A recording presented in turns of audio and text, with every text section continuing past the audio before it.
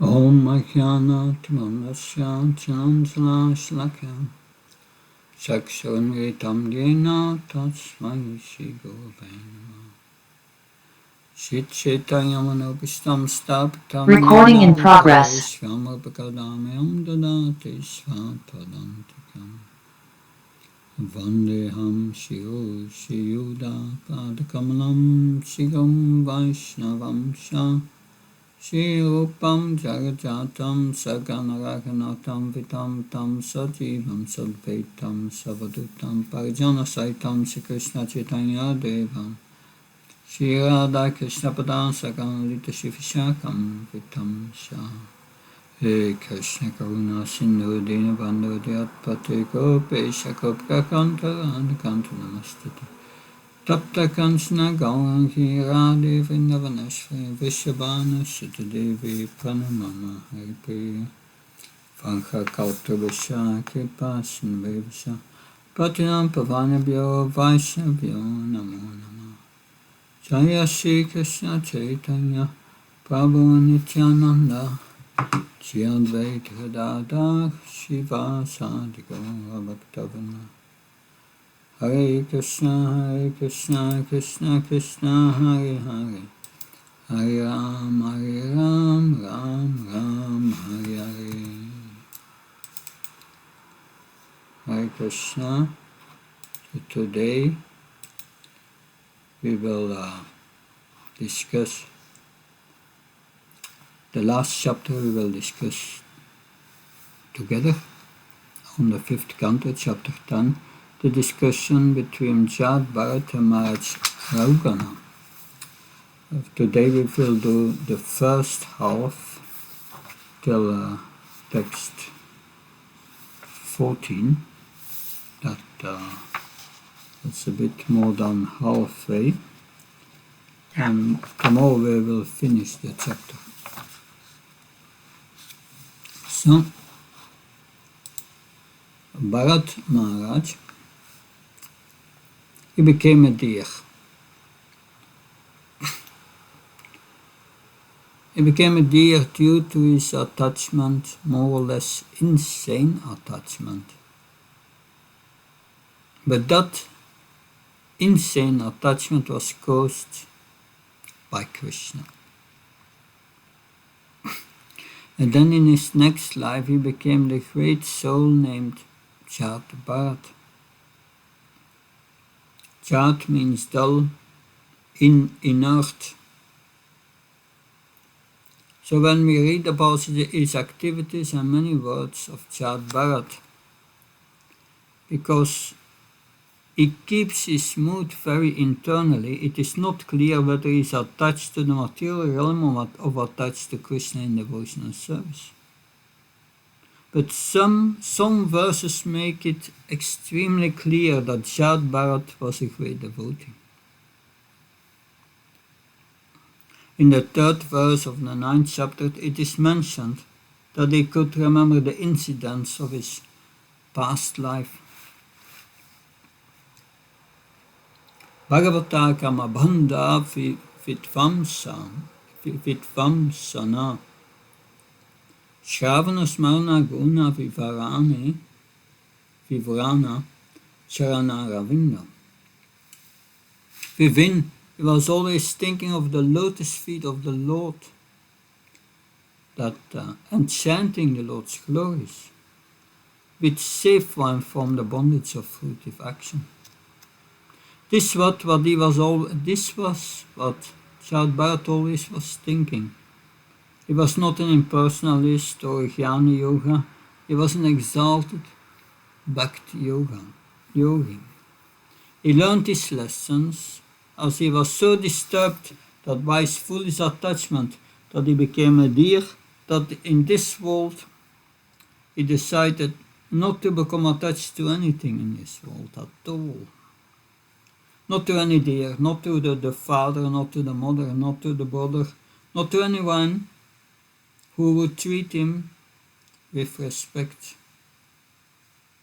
He was living the teachings that Rishabhadev, who had been in his past life his father, including that if someone goes on the wrong path, how can one not help them? We will hear today that he who is so eternally situated, being purposefully, powerfully, and determinedly oblivious and callously to everything in the material world,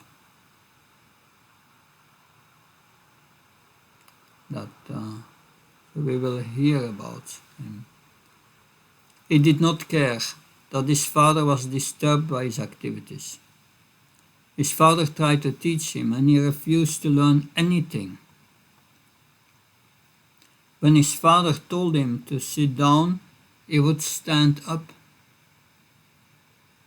Whatever his father instructed, he would do the opposite, so that his father would give up on him and not bother him and try to make him a Brahmin of this world. In his previous life as Bharat Maharaj, he was performing sacrifices. He was doing the right thing, but yet he became attached. Now he was not interested in the externals for advancement, but he just internally took shelter of the lotus feet of the Lord. Guna vivarani charanaravinda juhalam manasa, always thinking of the two lotus feet of the Lord, and hearing about them, and remembering them. As soon as we speak about guna vivarana, when we speak about these guna vivarana qualities, then that is different from nirguna, which has no qualities. As soon as we mention juhalam and charanaravinda, we speak about specific qualities. There are two lotus feet, and these feet are like lotuses. These are the qualities. One should always be meditating and being absorbed in them. Now he's going to become compassionate to King Rahugana. In the 9th chapter, we find how callous he was towards the material world. That he put himself under the care of Krishna, and he did not care whether he lived or died. He was ready to be sacrificed to Kali. Just imagine how surrendered his soul was. Okay, if Krishna wants to protect, he protects. Rake Krishna Mare Krishna Rake. When Krishna, the Supreme Personality of Godhead, is pleased upon somebody, nobody can annihilate him. Similarly, if he is displeased, nobody can protect him. Chad Bharat was so deeply surrendered that no one could hurt him. A devotee to Prabhupada. This devotee is the devotee speaking, yes, and he's speaking about the temple president in South Africa. He said, this devotee is not chanting his rounds, how can I trust him? Srila Prabhupada replied, don't trust anyone, trust Krishna only. Interesting. Bhujan Prabhu mentioned here, when you trust Krishna, then you trust any situation you have been put in. Dealing only with Krishna in every situation. It is a total placing in Krishna's hands in every situation. The one we can trust in all dealings is Krishna. One can only be instrumental in the situation Krishna gives us, sarva karana karanam. This is what the depth of surrender means. Srila Prabhupada said, this is really the essence of bhakti. A trust of Krishna. Not a trust in anything external to Krishna, but in every circumstance. Tatenu kapamsu samikshmama bhujat mai vadkipam vipakam ritvakva bhopir vidadanamasti jivetyu mukti vades layabak. When his parents left, he wandered and was almost sacrificed to the goddess Kali. So in this chapter, the first 8 verses describe what happened to Bharat Maharaj, or Jad Bharat. Imagine how deep the meditation had to be to act in the way he did. Just try to perceive how deeply he perceived spiritual reality. He perceived the material world as a dream. Sometimes, because of our lack of depth of spiritual realization, the spiritual reality that we hear about seems so far away that it is like a dream. On the other hand, what seems so tangible and real is the world that we see in front of us. Now we will read the first verse. Om Namo Bhagavate Vasudevaya. Sukadeva Goswami said, "My dear king, after this King Raugana, ruler of the states known as Sindhu and Sauvira, was going to Kapilashram. When the king's chief palanquin carriers reached the banks of the river Iksumati, they needed another carrier. Therefore they began searching for someone, and by chance they came upon Jad Bharat. They considered the fact that Jad Bharat was very young and strong and had firm limbs like cows and asses. He was quite fit to carry loads. Thinking in this way, although the great soul Jad Bharat was unfit for such work, they nonetheless unhesitatingly forced him to carry the palanquin.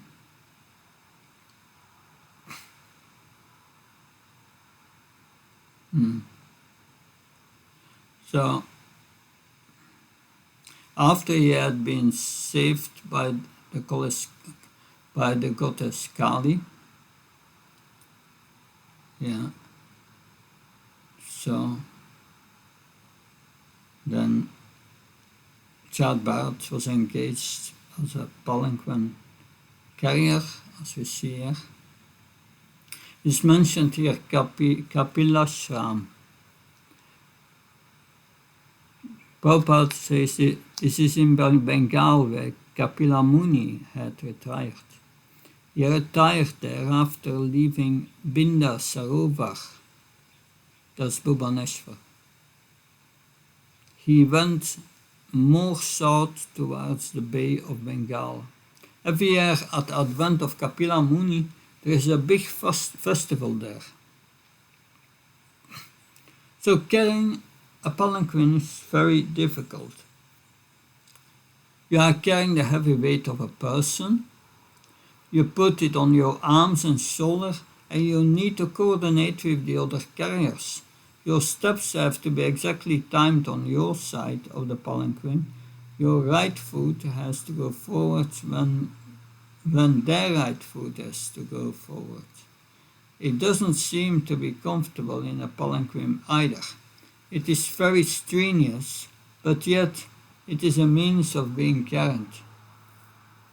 The king was being carried, and they needed someone who was very, very strong and would be able to carry the palanquin, not in a discordant way, but keeping pace with the other palanquin carriers.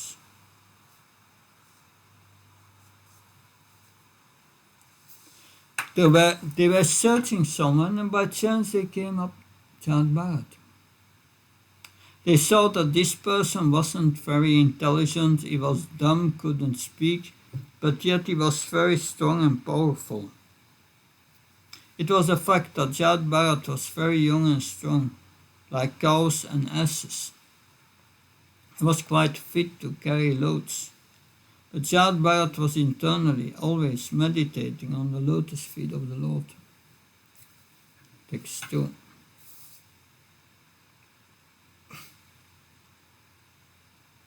The palanquin, however, was very erratically carried by Jad Bharat due to his sense of non-violence. As he stepped forward, he checked before him every 3 feet to see whether he was about to step on ants. Consequently, he could not keep pace with the other carriers. Due to this, the palanquin was shaking, and King Rogan immediately asked the carriers, "Why are you carrying this palanquin unevenly?" So everyone became afraid because the king is the authority. He can have you killed or beaten right on the spot. So it is not speaking terribly harshly here, at least not yet. But nevertheless, the carriers were very afraid that in the purports here there are a few very powerful sentences. The first is, "A devotee of the Lord does not forget his devotional service and other favorable activities, even when he is in the most difficult condition." Even in the most distressful condition, that his mind is still devoted to the Lord. His mind doesn't go via mukha.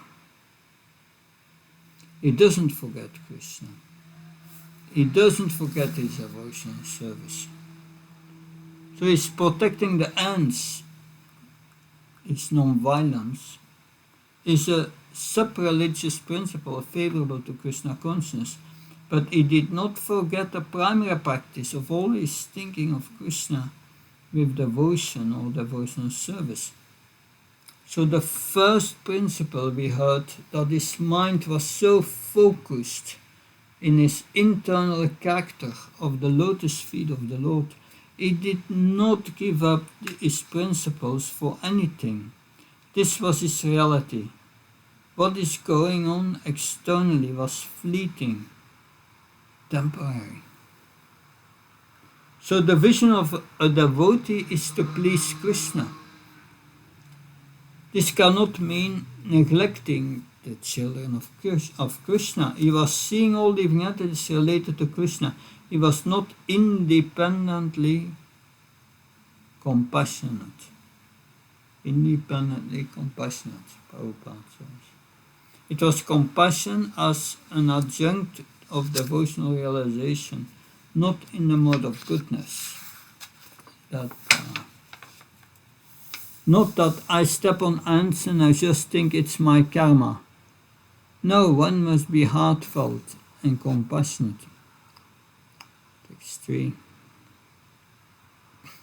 When the palanquin carriers heard the threatening words of Maharaj Rahugana, they became very afraid of his punishment and began to speak to him as follows. So they were shaking after hearing the threatening words of Maharaj Rahugana, being afraid of his punishment. O Lord, please note that we are not at all negligent in discharging our duties. We have been faithfully carrying this palanquin according to your desire, but this man who has been recently engaged to work with us cannot walk very swiftly. Therefore, we are not able to carry the palanquin with him. So they are saying it's this new one, it's not us. So because Jad Bharat cared for the ants and the other didn't. They were Sudras, Prabhupada said. That caused factory the imbalance.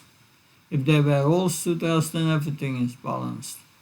But having an exalted person as Jad Bharat there is an imbalance. The palanquin carries rightly identified Shad Bharat because so the palanquin carriers rightly identified Shad Bharat because he was not in harmony with them.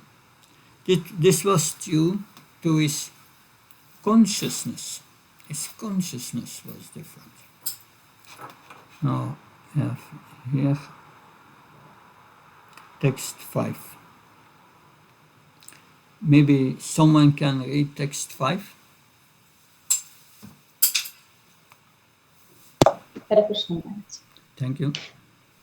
King Rahuvana could understand the speeches given by the carriers, who were afraid of being punished. He could also understand that simply due to the fault of one person, the palanquin was not being carried properly. Knowing this perfectly well and hearing their appeal, he became a little angry. Although he was very advanced in political science and was very experienced, his anger arose due to his inborn nature as a king. Actually, King Raghuvana's mind was covered by the mode of passion, and he therefore spoke as follows to Jadabharata, whose Brahman effulgence was not clearly visible, being covered like a fire covered by ashes. Thank you. Thank you. So becoming a little angry is a step for becoming a lot angry. Because if you feed that anger even a little, then it grows and grows. But what does it mean? It arose due to his inborn nature as a king. It means that he has Ishvara Bhav, the mood of I'm the controller. And by the very nature of being a king, by the nature of the mode of passion, by the nature of being a controller, anger rises when you don't get your way. In this way, it is Shad Bharat who did not cooperate with his desire to control. Shad Bharat gave up control. He placed his control in Krishna's hands, deeply, fully. And the king was experiencing himself how Shad Bharat was peaceful even in the most difficult circumstances. Sri Chaitanya Charitamrita, Madhya Lila 19, text 149. Krishna Bhakta Nishkama Ateva Santa Bhakti Mukti Siddhikami Sakali Ashanta. Because a devotee of Lord Krishna is desireless, is peaceful. Fruitive workers desire material entanglement, jnanis desire liberation, yogis desire material opulence. Therefore, they are all lusty and cannot be peaceful. They cannot be peaceful because they desire to control. And if you haven't noticed by now, reality proves to be non-cooperative with our desires. But we have here a short purport. Who wants to read the purport of text 5? Hare Krishna. Thank you. The distinction between Rajaguna and Sattva Guna is explained in this verse. Although the king was very upright and advanced in political science and governmental management, he was nonetheless in the mode of passion, and therefore, due to a slight agitation, he became angry. Jadabharata, despite all kinds of injustice endured because of his deaf and dumb display, remained silent by the strength of his spiritual advancement. Nonetheless, his Brahma Teja, his Brahman effulgence, was indistinctly visible in this person. Yes. Thank you.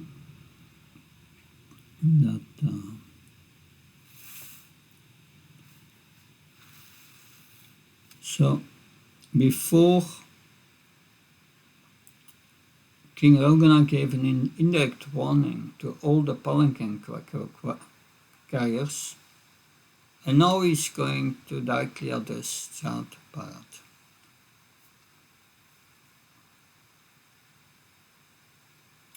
King Raghunath told Shad Bharat, "How troublesome this is, my dear brother. You certainly appear very fatigued, because you have carried this palanquin alone without assistance for a long, long distance. Besides that, due to your old age, you have become greatly troubled. My dear friend, I see that you are not very firm, not very strong and stout. Aren't your fellow carriers cooperating with you? Sarcasm. In this way, the king criticized Shad Bharat with sarcastic words. Yet, despite being criticized in this way, Shad Bharat had no bodily conception of the situation. He knew that he was not a body, for he had attained his spiritual identity. He was neither fat, lean, nor thin, nor had he anything to do with a lump of matter, a combination of the 5 gross and 3 subtle elements, because he had nothing to do with the material body and its 2 hands and legs. In other words, he had completely realized his spiritual identity, Aham Brahmasmi. He was therefore unaffected by his sarcastic criticism from the king. Without saying anything, he continued carrying the palanquin as before.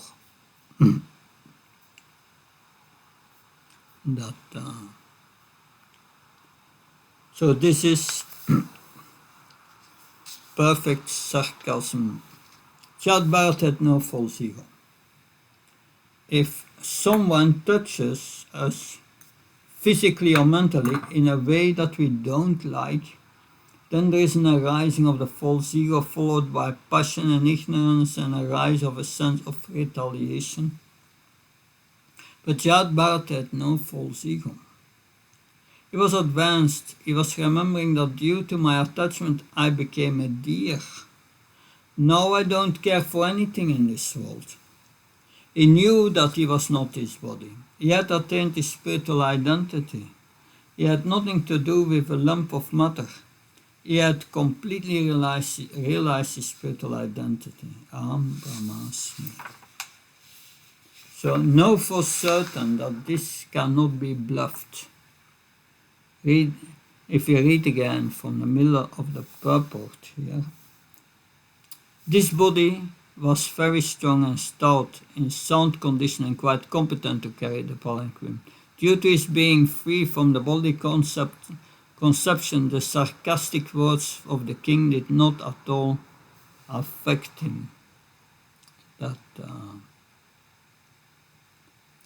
The body is created according to one's karma, and material nature supplies the ingredients for the development of a certain type of body.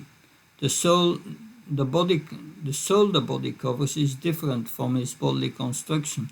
Therefore, anything favorable or mischievous done to the body does not affect the spirit soul. The Vedic injunction is asanghoya ayam purusha. The spirit soul is always unaffected by material arrangements. Text 7. Thereafter, when the king saw that his palanquin was still being shaken by the carriers, he became very angry and said, "You rascal, what are you doing? Are you dead despite the life within your body? Do you not know that I am your master? You are disregarding me and are not carrying out my order. For this disobedience I shall now punish you as Yamaraj, the superintendent of death punishes sinful people. I shall give you proper treatment so that you will come to your senses and do the correct thing."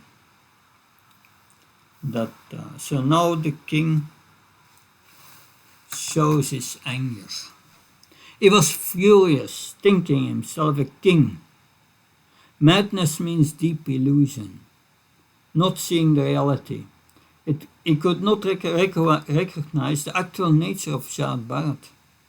Although Shad Bharat tolerated so many things, and he was ready to give up his life, now he's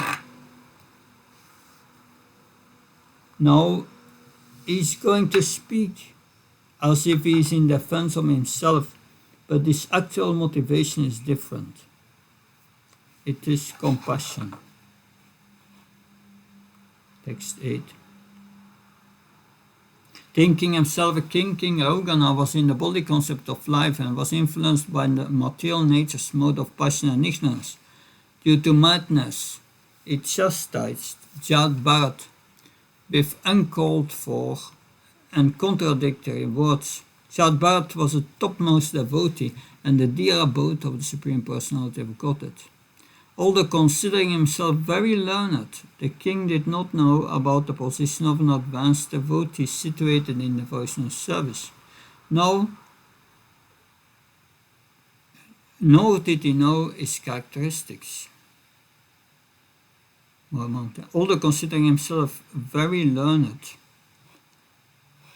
the king did not know about the position of an advanced devotee situated in devotional service, nor did he know his characteristics. Jad Bharat was the residence of the Supreme Personality of Godhead, who always carried the form of the Lord within his heart. He was the dear friend of all living entities, and he did not entertain any bodily conception. He therefore smiled and spoke the following words.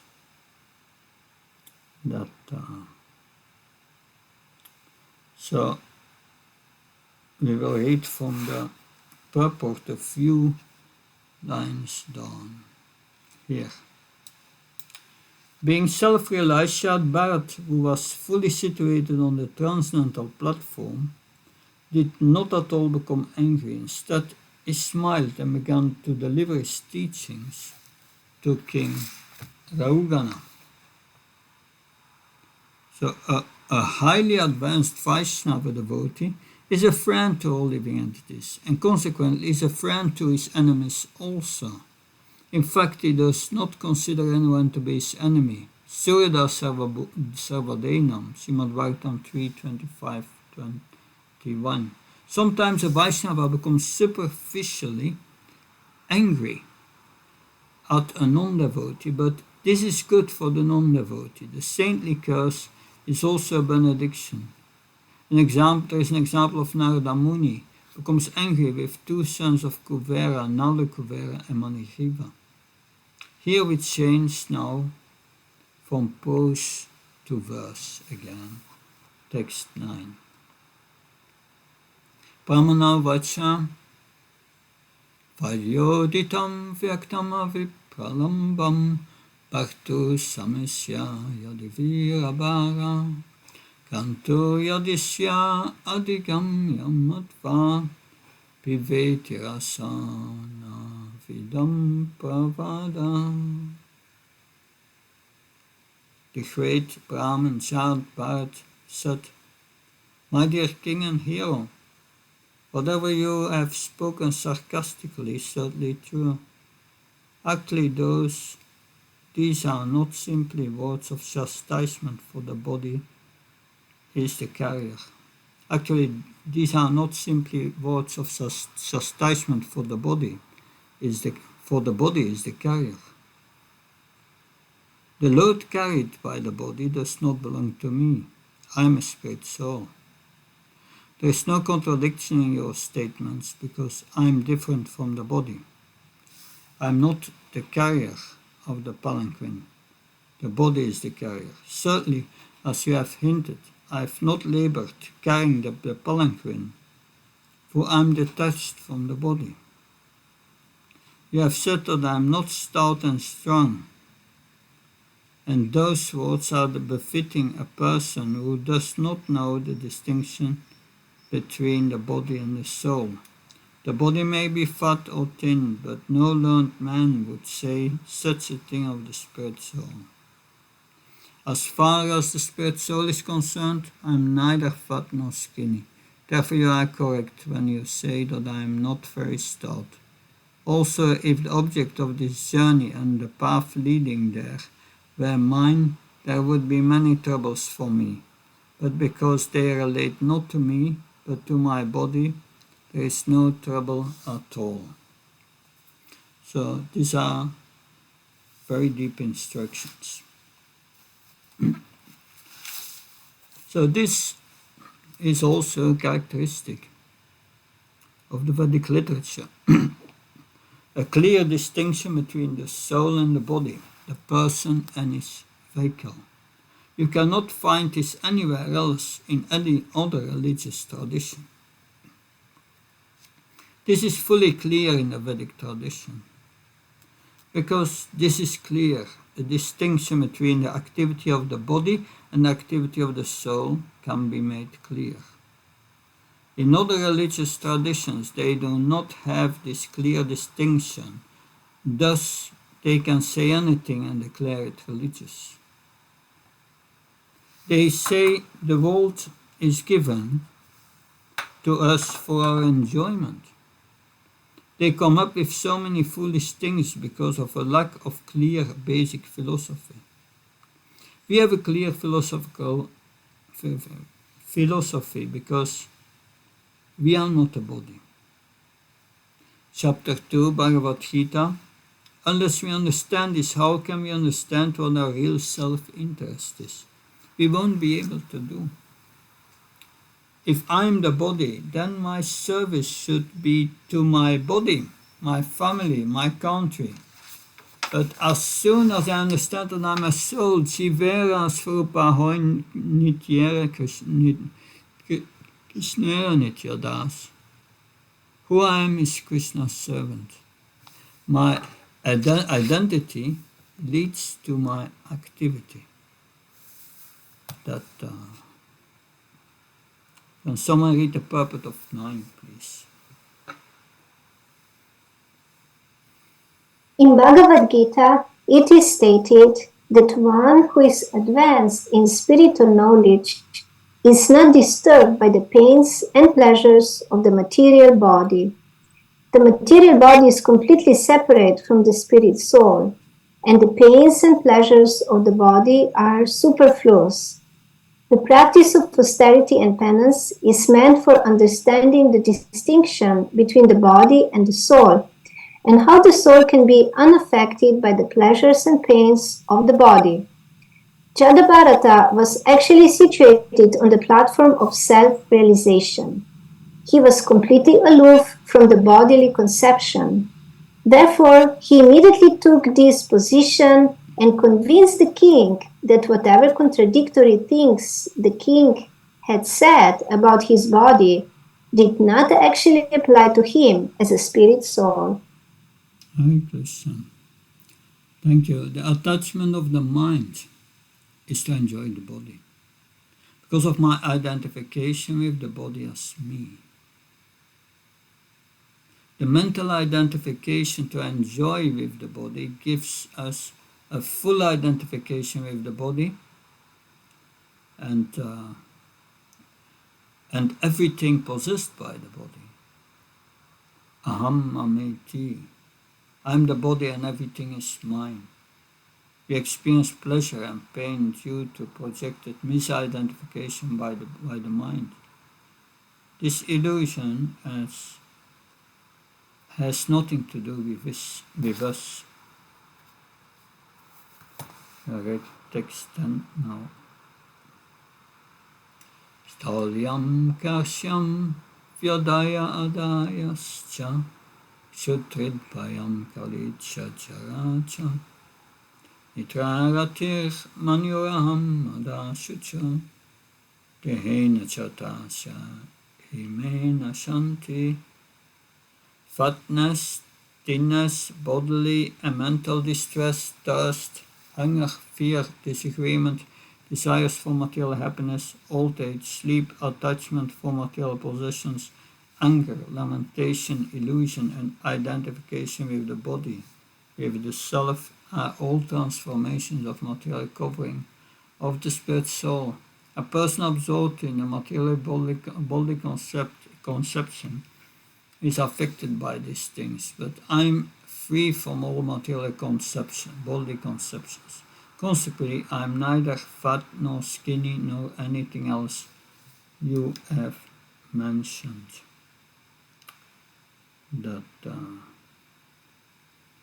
So our mind becomes absorbed in it.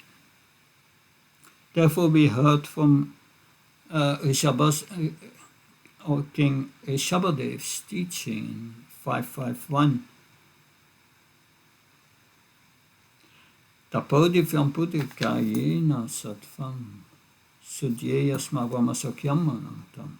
One should engage in penance and austerity to attain the divine position of devotional service. By such activities one's heart is purified. And when one attains this position, he attains eternal blissful life, which is transcendental to material happiness and which continues forever. So we will read two sections of the purports at the beginning and the end. So the beginning. Srila Narottam Das Thakur has sung Deasmiti Nai Jarit Samsara Bandhan Kan Tara. One who is spiritual advanced, who has no connection with the body or with the body actions and reactions, that when one comes to understand that it's not a body and therefore is neither fat nor skinny, one attains the topmost form of spiritual realization. When one is not spiritually realized, the body conception entangles one in the material world. Then a little further down, that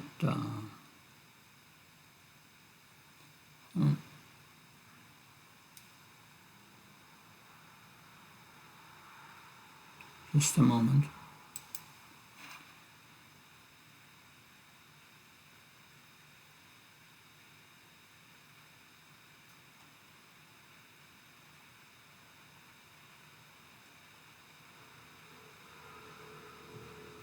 Yeah. The more we advance our freedom from the body conception, the more we are fixed in devotional service, and the more we are happy and peaceful. In this regard, Srila Madhvacharya says that those who are too materially affected continue the body conception. Such persons are concerned with different body symptoms, whereas one freed from the body conception lives without the body even in the material condition. So the body and the universe will not cooperate with our desire for unending pleasure. It requires control, anxiety, and it never works out anyway. There are 8 billion people, now there are maybe more, I don't know, 8 billion people or more, with all having their plans with themselves as the center. Therefore, this body conception just only causes misery. Think of the ultimate end of the body, which is only dust or stool. It is not just negation of the body conception, it is the affirmation of the spiritual conception and our relationship with Krishna. But if we want to keep one foot in the boat of the identification with the body, then it's very difficult to cross the other boat of spiritual realization. So we need on one side to give up the material conception and on the other side to take to devotional service. Therefore, because Bharat Maharaj was the son of King Rishabhadev, therefore we are hearing him expressing this teaching in his own way, in his own way. So text 11.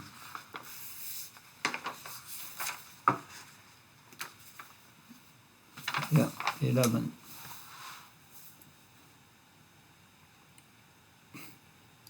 Shivan mitatvam niyamena rajan atyanta vatyat vikritasya dristam samsvanya bhavo bhuva ityayatra tari uchate savidi kritya yoga. And someone read the translation of 11, please.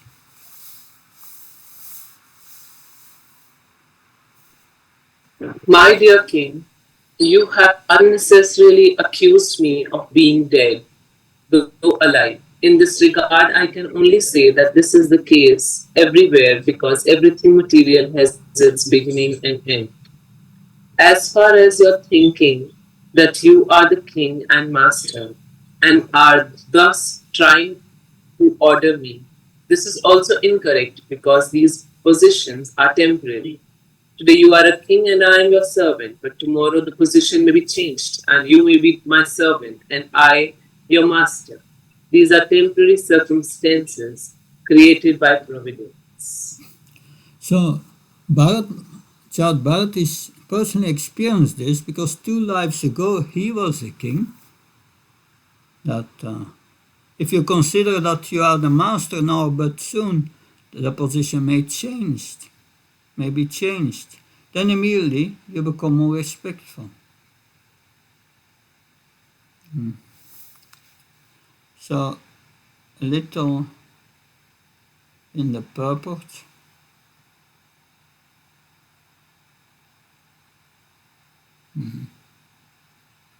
Here it starts. Without self-realization and knowledge, conditional life continues, and one falsely claims himself a king, a servant, a cat, or a dog. These are simply different transformations brought about by the supreme arrangement. One should not be misled by such temporary bodily conceptions. Actually, no one is master within the material world, for everyone is under the control of material nature, which is under the control of the Supreme Personality of Godhead. Therefore, the Supreme Personality of Godhead, Krishna, is the ultimate master, as explained in Chaitanya Charitamrita. Ekala Ishvara Krishna Ara Sabhavritya. The only master is Krishna, and everyone is his servant. That forgetfulness of our relationship with the Supreme Lord brings about suffering in the material world. So this is the point. We are servants of Krishna. Lording over material nature is simply not possible. The mind always wishes to manipulate. At this point, remember the instruction of Bhaktisiddhanta Saraswati to beat the mind. Ultimately, don't listen to the mind. Bandhuratmatmastasya yanatma evatmanachitya anatmana tu satratve vartatatma satravat. Vartatatma eva satravat. For him who has conquered the mind is the best of friends, but for one has failed to do so, his mind will remain an enemy. And for one who has conquered the mind, the super soul is already reached. Sitatmana prasantatma pramatmeti samaita.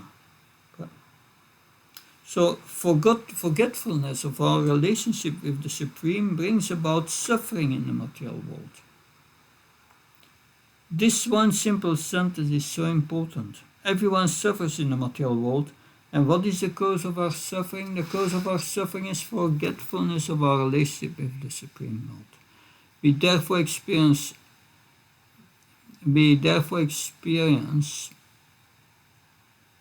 our material difficulties, one after another.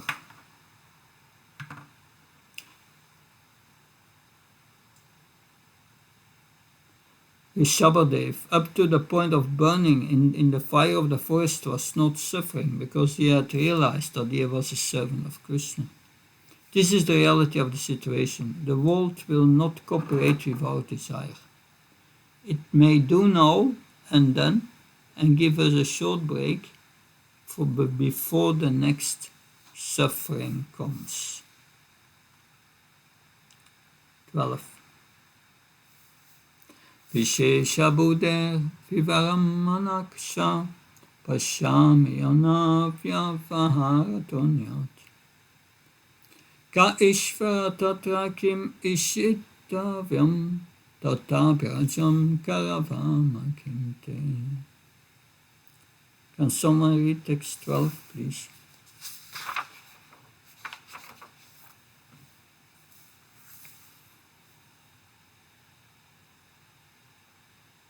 My dear king, if you still think that you are the king and that I am your servant, you should order me and I should follow your order.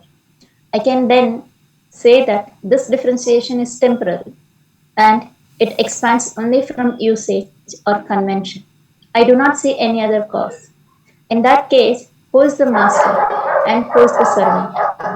Everyone is being forced by the laws of material nature. Therefore, no one is master and no one is servant. Nonetheless, if you think that you are the master and that I am the servant, I shall accept this.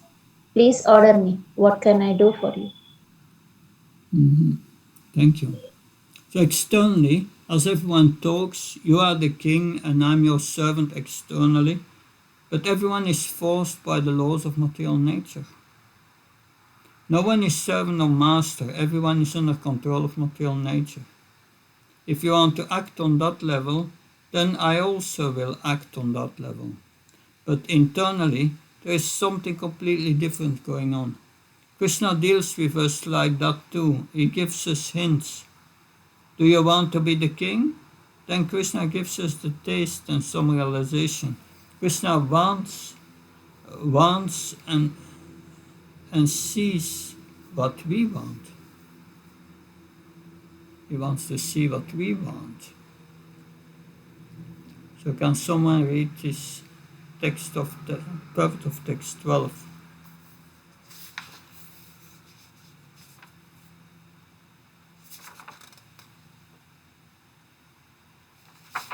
Hare Krishna. It is said in Srimad Bhagavatam, Aham Mamiti. One thinks, I am this body, and in this bodily relationship, he is my master, he is my servant, he is my wife, and he is my son. All these conceptions are temporary due to the inevitable change of body and the arrangement of material nature. We are gathered together like straws floating in the waves of an ocean, straws that are inevitably separated by the laws of the waves. In this material world, everyone is floating on the waves of the ocean of nascence.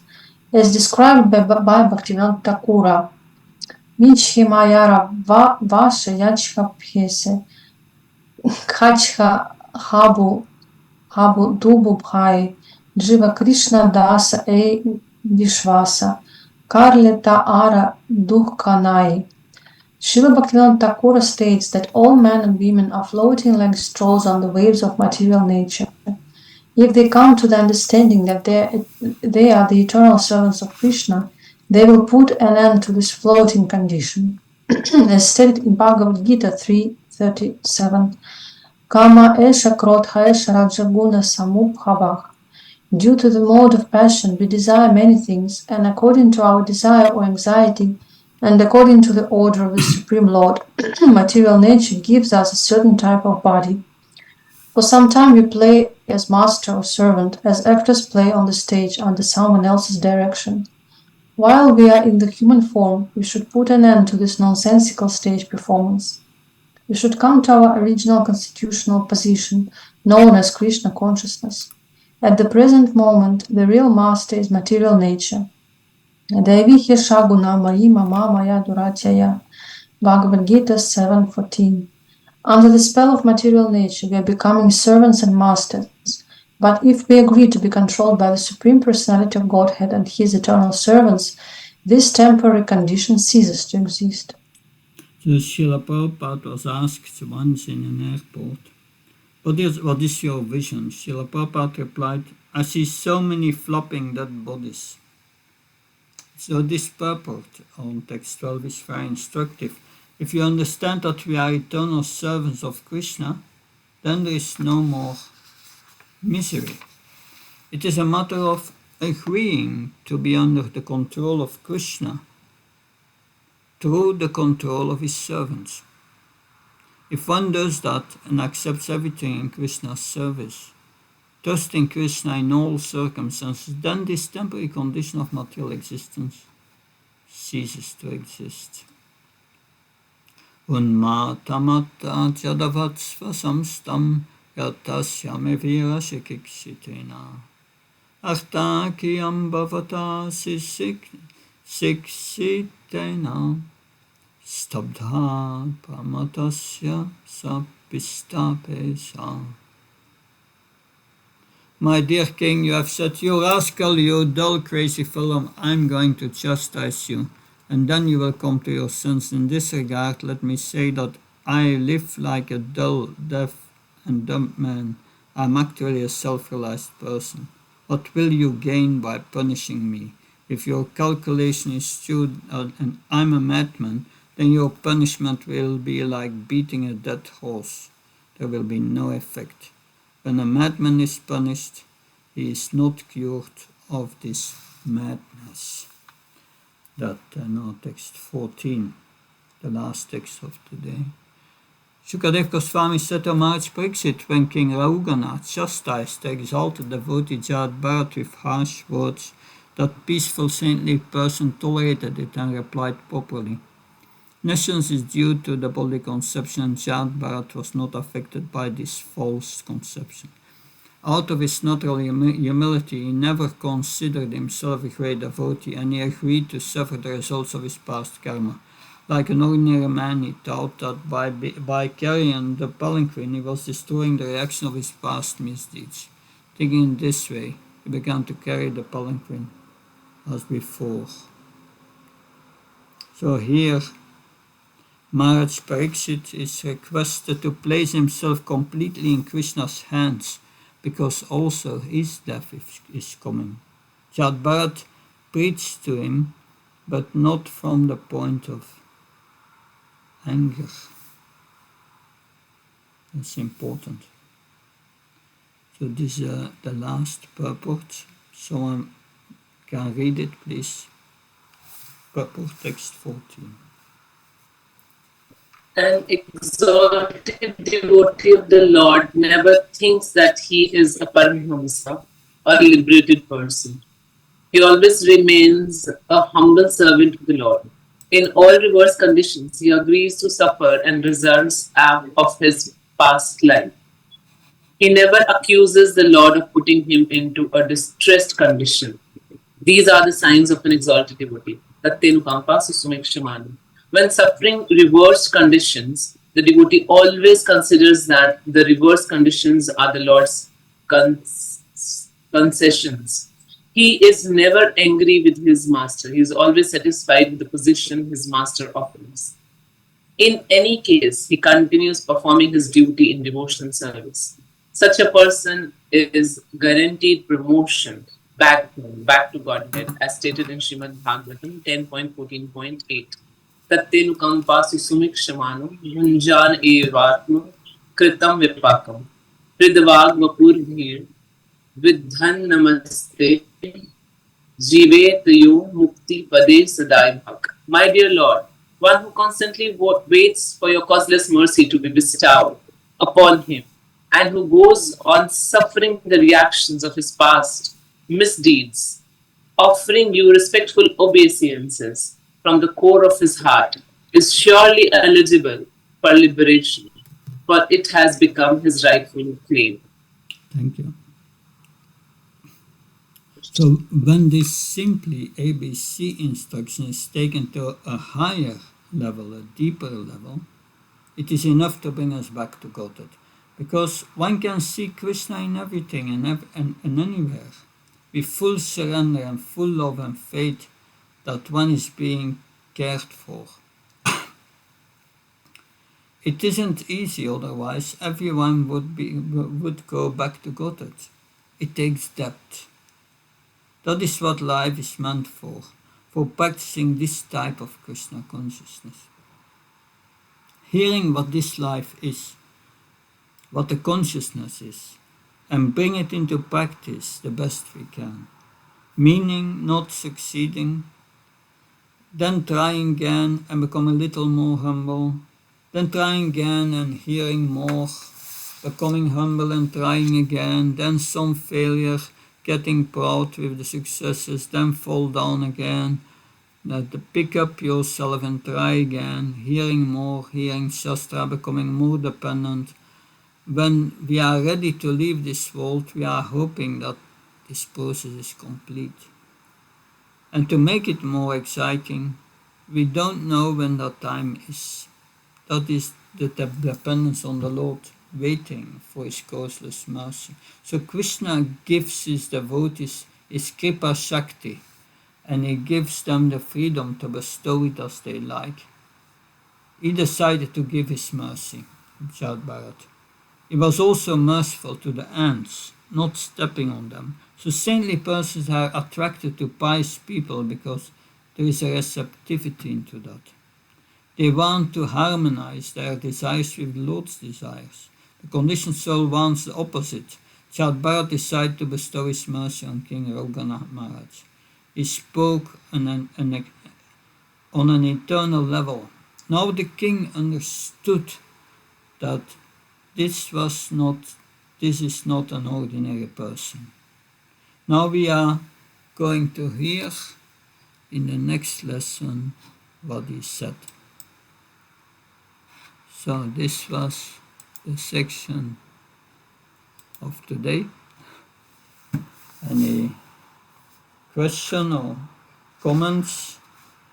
What did you pick up that you can practice in your own life?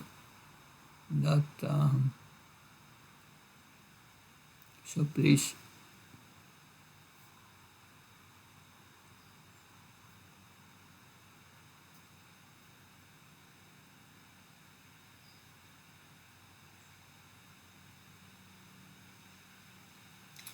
Yes, Mother Prema Manjari.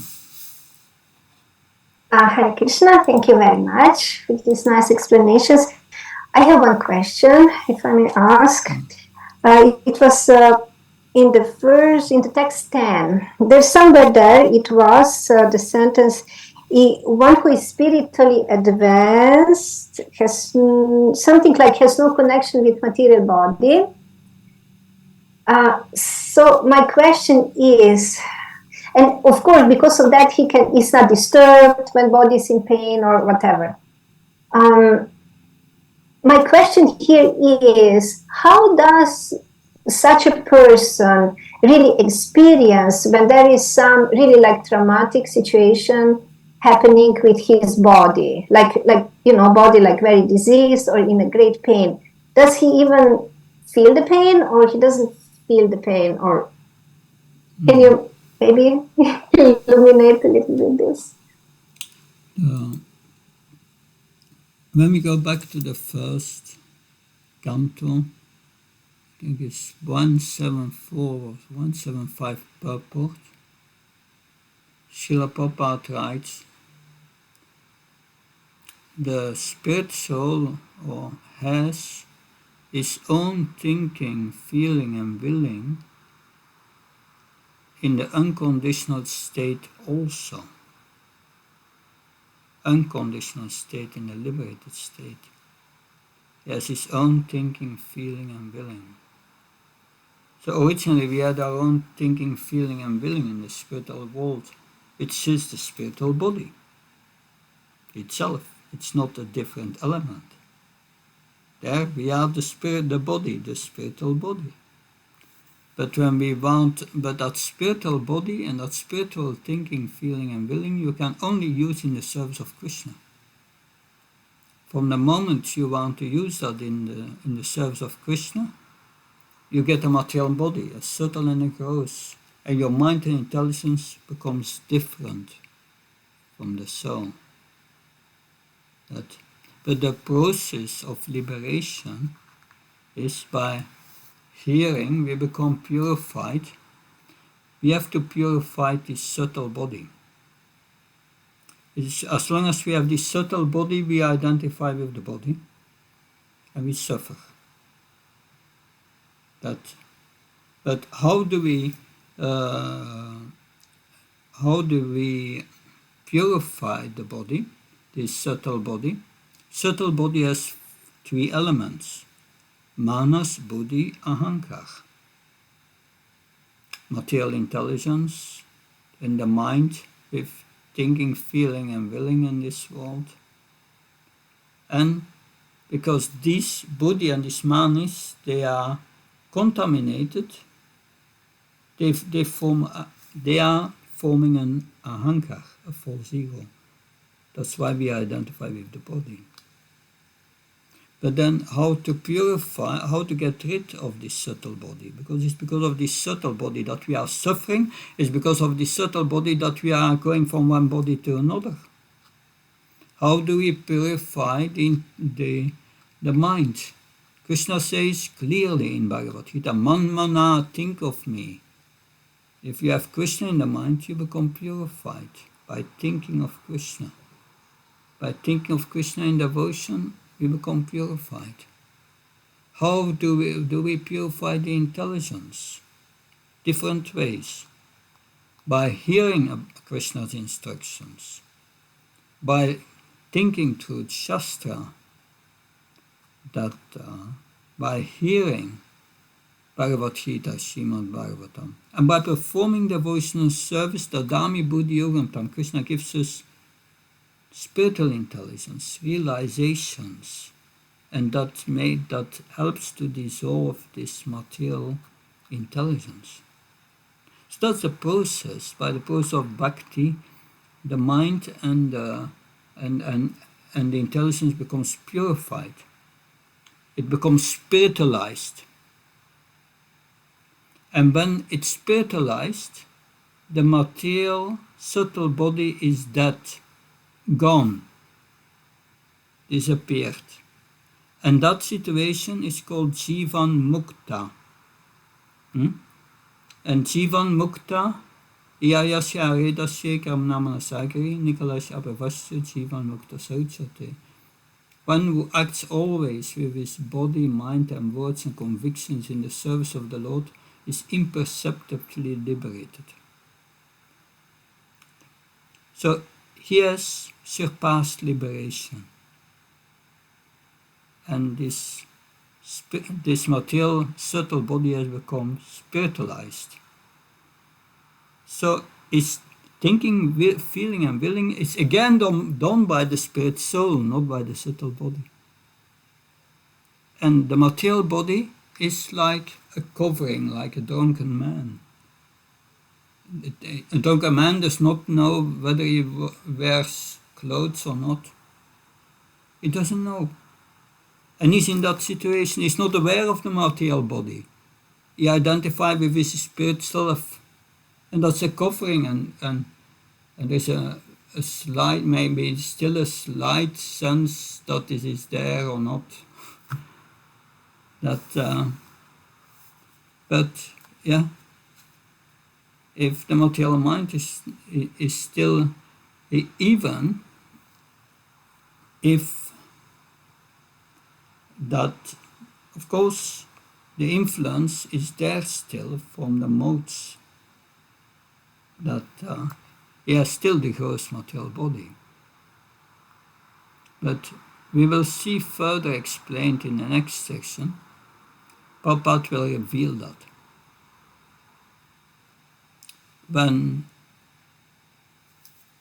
When King Rogana addressed him with harsh words, then in these harsh words of being insulting words, it came into his mind. But they could not stay into his spiritual mind. So it took, with the power, with his spiritual power, he pushed that feeling out of his mind. And instead, his mind became filled with compassion. That's powerful. And that is Jivan Mukta. So, the suffering goes on in the material mind and intelligence, but it's not there anymore. He has spiritualized it. It does not identify with the body. It's just not there anymore. Completely gone. Then you cannot feel these pains and pleasures of the body. That this Vesha and Raga, not there anymore. He's living in his spiritual body. And that's the self-realized soul, a very high realization that if we come to that in one of following lifetimes, then we are ready to go back to God. Does that help? Yeah. Thank you. Yes, thank you. Thank you very much. Hare Krishna. Anything else?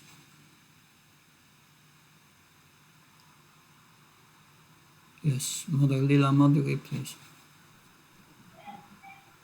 Hare Krishna Maharaj.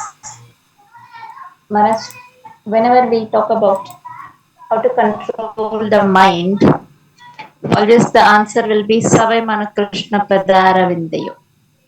So, um, I really cannot understand what is the exact meaning of the Savai Mana Krishna Padara Vindayo. Should we meditate on the lotus feet of the Lord, or should we think about the Leela or Guna or about the Lord?